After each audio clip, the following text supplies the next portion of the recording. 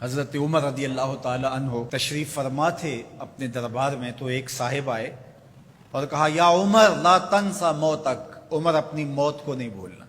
یار بھرے دربار میں کسی کو یہ بات کہی جائے تو اس کا رد عمل کیا ہوگا، لیکن حضرت عمر رضی اللہ تعالیٰ عنہ یوں کانپنے لگے جس طرح بید کی شاخ کانپتی۔ اس کو قریب کیا، محبت کی، کہا اگر تو روز آ جایا کرے اور یہ جملہ مجھے کہا کرے تو تیری مہربانی ہوگی، مہینے کے بعد مشاہرہ بھی دیا کروں گا۔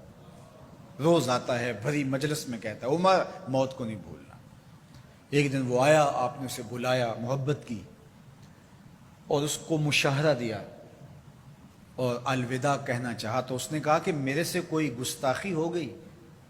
کہا نہیں، کوئی ایسی بات نہیں۔ کوئی اور شخص آنے لگا؟ فرمایا نہیں۔ تذکیر موت کی ضرورت نہیں رہی؟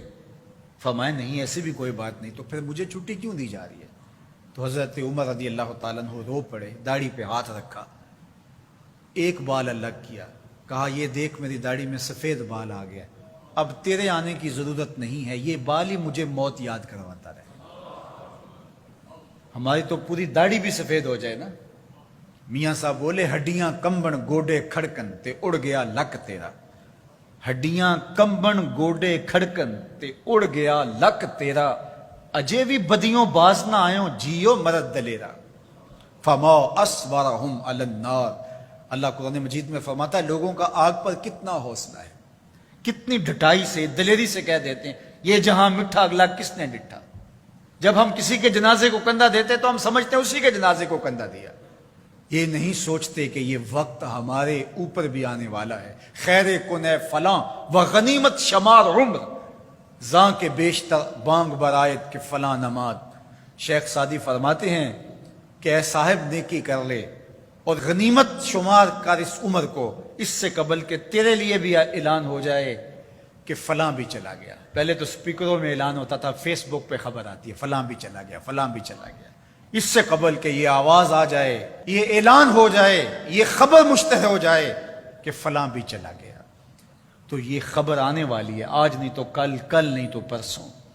تو کہا کثرت کے ساتھ موت کو یاد کرو، اس سے تمہارے دلوں کا زنگ اترے گا، تم اپنی آخرت کی طرف متوجہ ہو گئے۔ اور دوسری بات ارشاد فرمائی وَتِلَاوَةُ الْقُرْآنِ، اور قرآن مجید کی تلاوت کرو۔ قرآن مجید کی تلاوت اگر تمہاری زندگی کا معمول بن گیا تو تلاوت ایسا نور ہے جو دلوں کے زنگ اتار دیتا ہے اور اللہ کی معرفت کا رنگ چڑھا دیتا ہے۔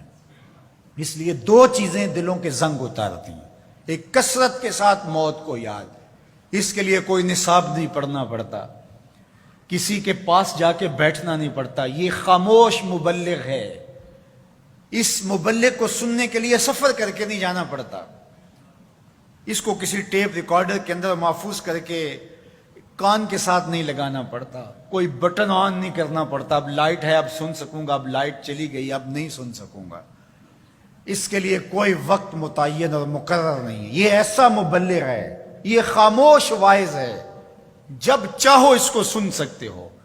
تو کثرت کے ساتھ موت کو یاد کرنا یہ تمہارے لیے دلوں کے زنگ اتارنے کا سبب۔ اور دوسری چیز ارشاد فرمائی وَتِلَاوَةُ الْقُرْآنِ، اور قرآن مجید کی تلاوت۔ جب قرآن مجید کی تلاوت معمول زندگی بن جاتی ہے تو دلوں کے زنگ قرآن مجید اتارتا ہے۔ اس سے بہتر دلوں کو پاک کرنے والی اور چیز ہو کیا سکتی ہے؟ اللہ کا کلام ہمارے پاس موجود ہے۔ اس وقت کسی امت کے پاس، کسی قوم کے پاس منزل من اللہ کتاب اصلی صورت کے اندر موجود نہیں ہے۔